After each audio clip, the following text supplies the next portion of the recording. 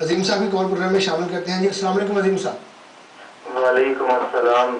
میرا ڈاکٹر صاحب سے سوال یہ ہے کہ قرآن مجید کی روشنی میں ڈاکٹر صاحب لفظ قلب اور فوات کے کیا معنی ہیں اور ان کا آپس میں ربط کیا ہے؟ کیونکہ میرا پہلے رجحان یہ تھا کہ قلب سے شاید مراد انٹلیکٹ برین یا مائنڈ کے ہیں، لیکن سورہ حج کی جو آیت ہے جس میں بیان کیا ہے کہ لوگوں کی آنکھیں اندھی نہیں ہوتی بلکہ جو سینوں کے بیچ دل ہے وہ اندھے ہو جایا کرتے ہیں. تو do we have any spiritual intelligence beside this normal intelligence we know? Thank you very much Azeem صاحب، بہت شکریہ آپ کے سوال کا.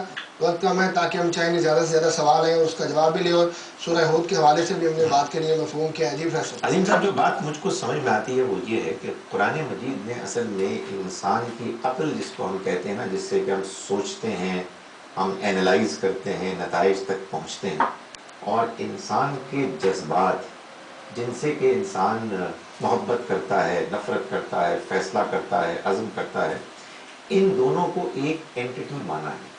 یعنی ہم سوچنے کے بعد فیصلہ کرتے ہیں، فیصلے کے بعد ہم اس کے اوپر کاربند ہوتے ہیں. تو اللہ تعالیٰ ان دونوں کے بارے میں مختلف مقامات پر ایسے بات کرتا ہے کہ جیسے کہ ہمارا دل تعقل بھی کر رہا ہے اور ہماری عقل فیصلہ بھی کر رہی ہے.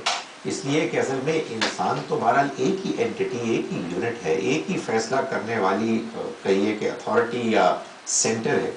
اس میں وہ اینالائز بھی کرتا ہے، اور اینالائز کرنے کے بعد جب وہ نتیجے تک پہنچتا ہے تو وہ فیصلہ بھی کرتا ہے. چنانچہ سورہ حج کی اس آیت مبارکہ میں فرمایا کہ لہم قلوب لا یعقلون بہا، ان کے پاس دل ہیں لیکن وہ اس سے تعقل نہیں کرتے، غور نہیں کرتے. تو معلوم یہ ہوا کہ یہ پوری شخصیت کو بیان کیا جا رہا ہے کہ انسان کو اللہ نے سوچنے سمجھنے کی صلاحیت دی، اس کے بعد فیصلہ کرنے کی صلاحیت دی، پھر اس پر جمنے کی صلاحیت دی، لیکن انسان نے اللہ کی دی ہوئی اس نعمت سے فائدہ نہیں اٹھایا.